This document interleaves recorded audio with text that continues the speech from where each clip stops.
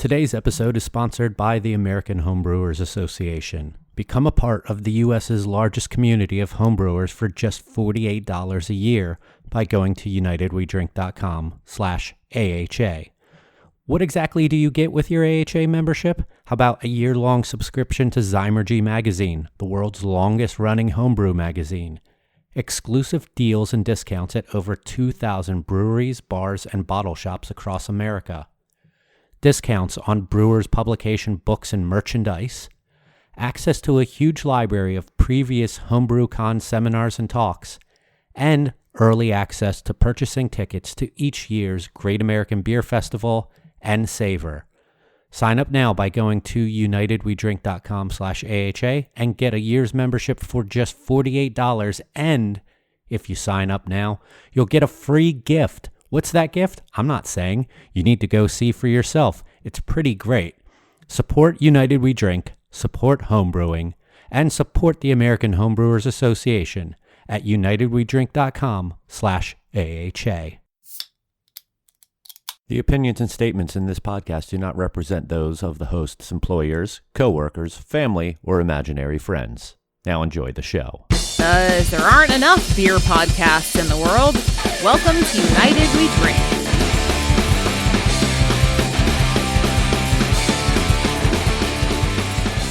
Hello, everyone, and welcome back to a brand new mini episode of the United We Drink podcast right here on unitedwedrink.com, as well as where fine podcasts are found.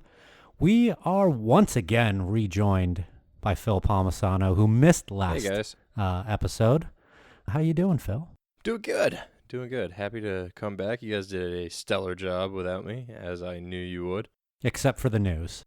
That was a little clunky. I'm not gonna lie. Too many acronyms. Yeah. I liked the man. I really wish Phil was here to tell us what this acronym meant. So, yeah, there's ICP and you guys did OPP. a fantastic job of holding it down. And as always, Joel Codner's here as well. What's up? So, Phil, since you weren't here and we discussed some kind of things that people who might be looking at getting into the industry, what they can expect, since you didn't get to voice your opinion there, is there anything that you want to add into that discussion? Yeah, you guys touched on a lot of the general topics, and the topics definitely on the production side. On the sales side, I think it's a little bit different from when we all got into this inceptionally, be it 10 years ago, 9 years ago, 8 years ago. It's more, expect it to be a sales job, because that's really what it is in this industry at this point in time. When it comes to how to approach things, organization, I thought originally coming in, this is going to be a party. This is running out. This is going to bars. This is having a good time Monday through Friday, hosting tap takeovers. And for the most part, it was in those early years. It was a lot of fun. Nowadays, it is a sales job. You are going out. You're actually selling a product. Luckily, it's a product that we all love. But to get into this industry and just think, this is going to be a party 24/7, you're completely wrong, or at least at this stage in the game. You're not going to be in the industry long if you think that.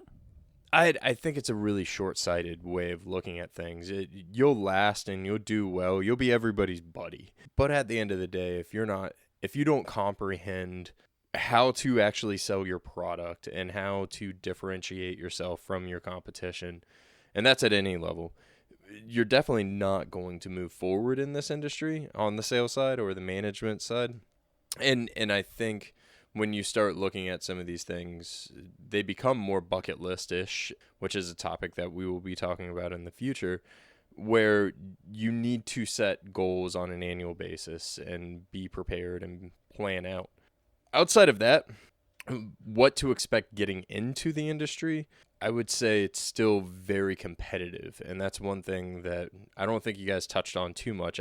We all wanted into this industry, and we pushed really, really hard, and we did it in different ways, be it volunteering at beer festivals or helping cellar work or things of that nature. It still is an extremely competitive market to get into, and it's one of those markets where you almost need experience to get an entry-level job, which can be challenging. It's almost oxymoronic to say that. Exactly, exactly. And as I go through interview processes and what I'm seeing and what I hear is there's a lot. This is very similar to the beverage industry. The beverage industry is very similar to the hospitality industry, where it can be somewhat of a rotational door. People leave certain jobs, end up in another brewery down the street, leave one wholesaler, go to the supplier side, or leave the supplier and go to the wholesaler. So it's pretty incestual when you look at that. But when you look at raw talent and this new wave of representative or manager that's coming in is coming in with more of a business background. So make sure that you're prepared for that. When it comes to an easy way to get your foot in the door, it's still volunteer, in my opinion. It's not volunteering on a canning line or production line or anything of that nature, but it is, hey, I know there's a beer festival coming up. You might be short-staffed at some point in time. Here's my information. Please give me a call if you ever need somebody.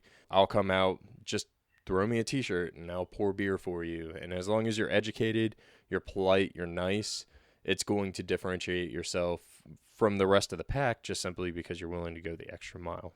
Yeah. One thing you hit the nail on the head about is kind of how the sales rep position has morphed from being hey, we sell beer, you want to buy some, to back to being what a real sales job is all about.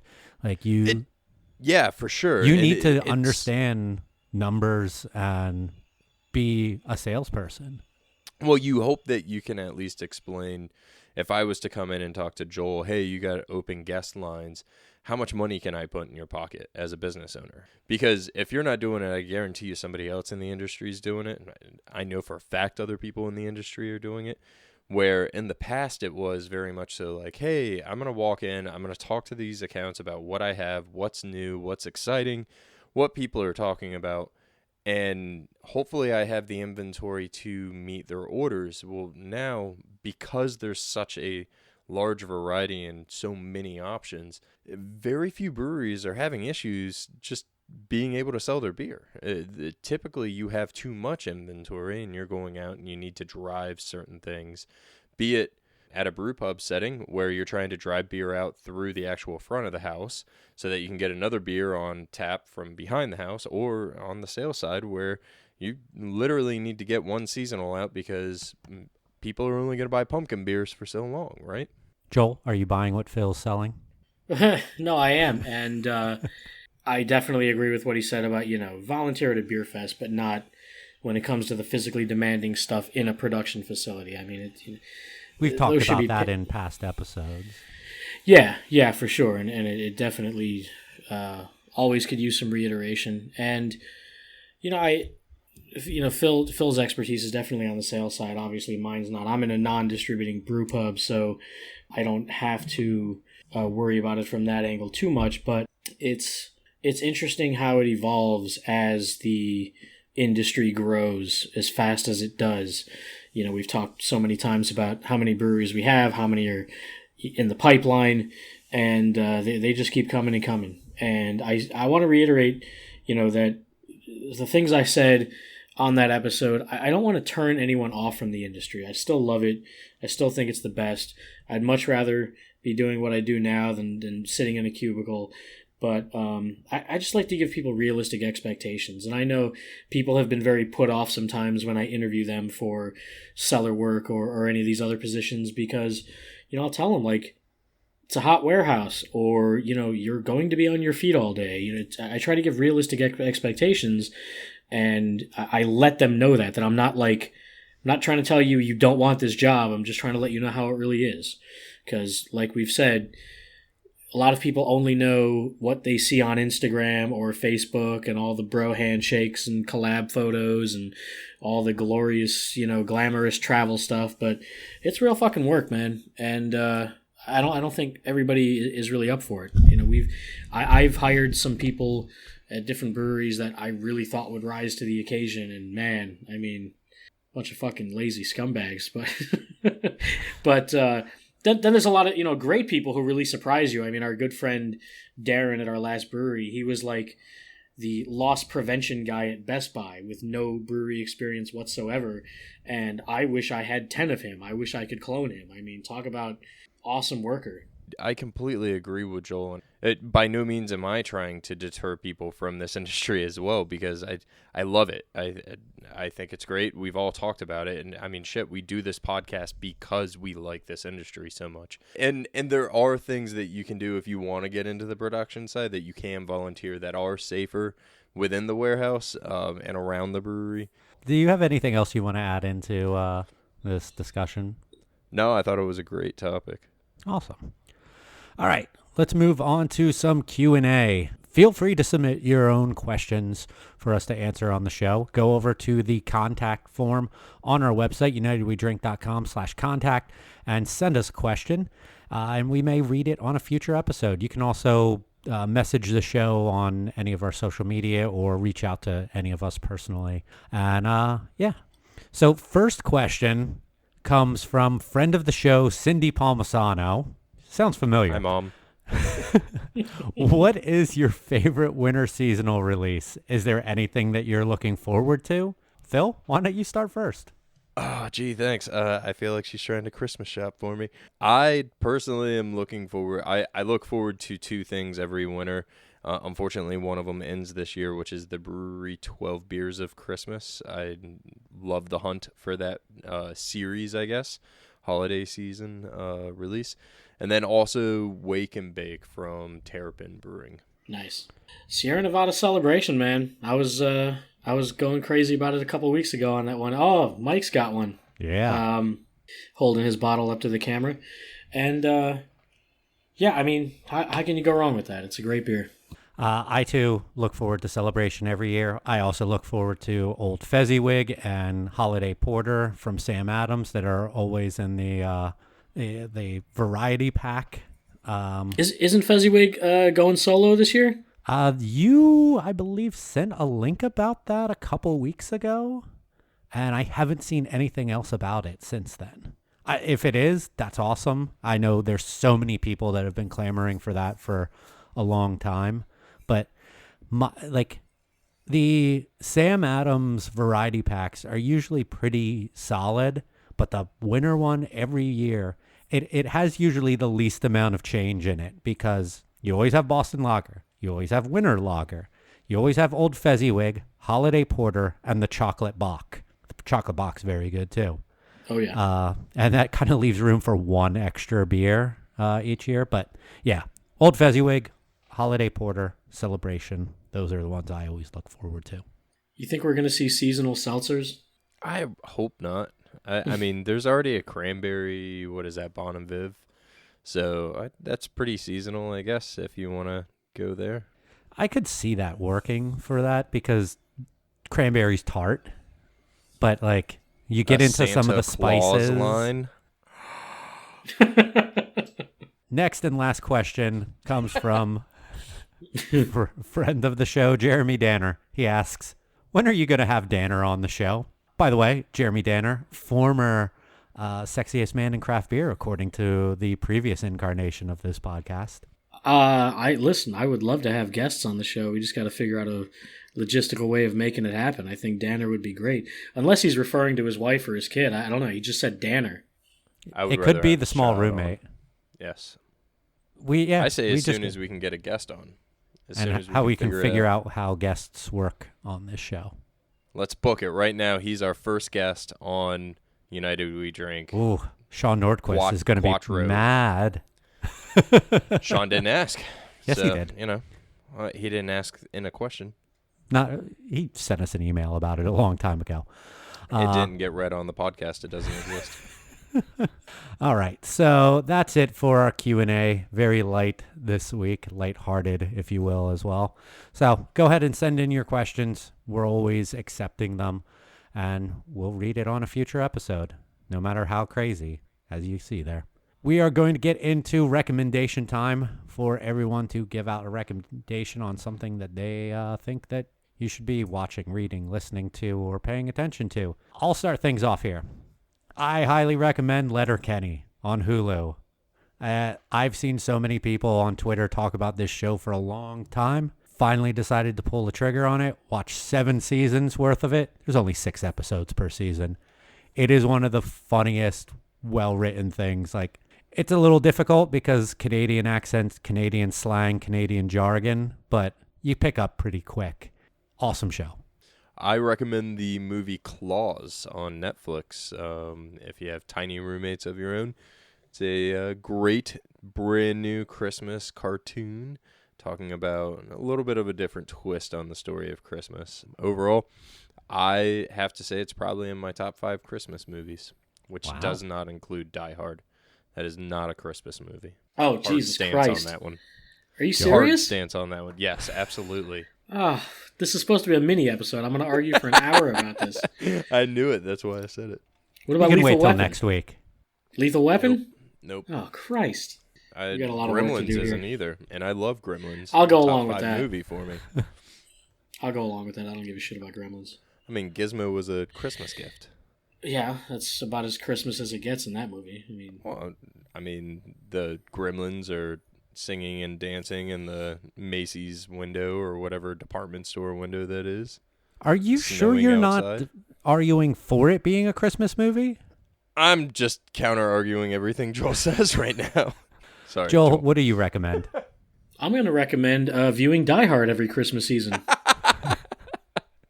Perfect.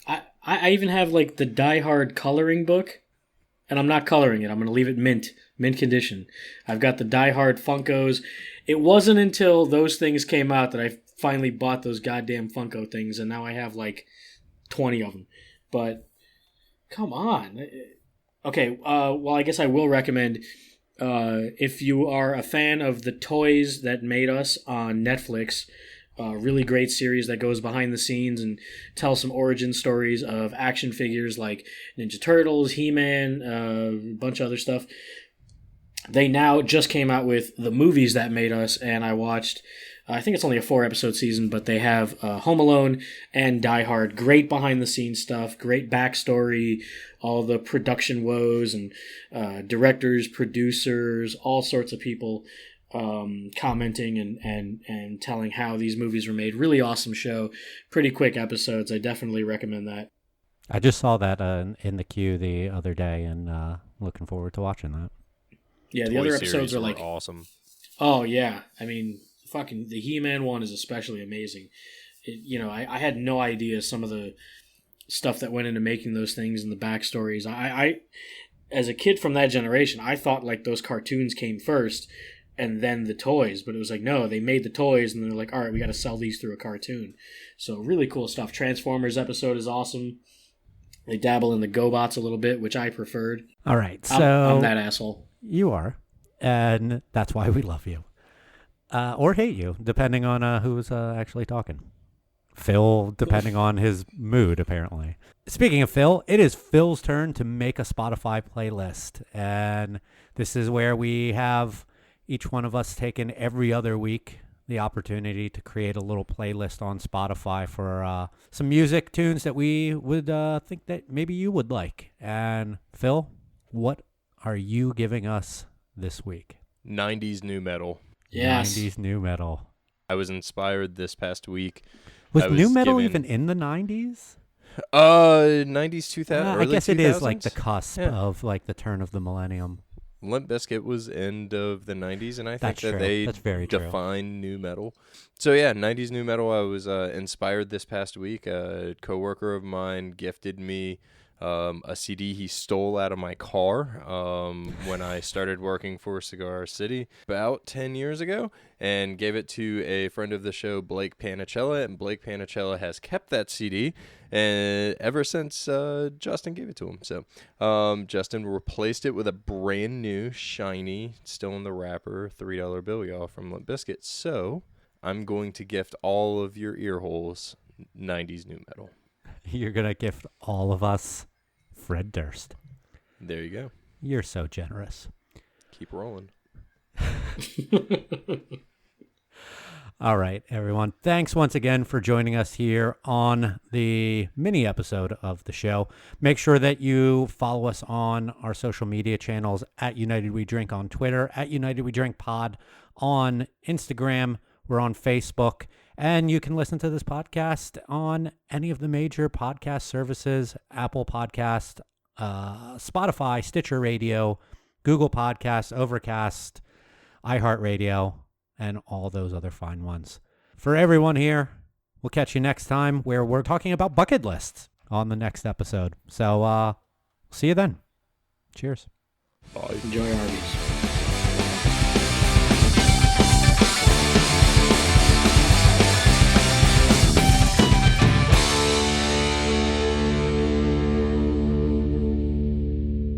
Keep rolling.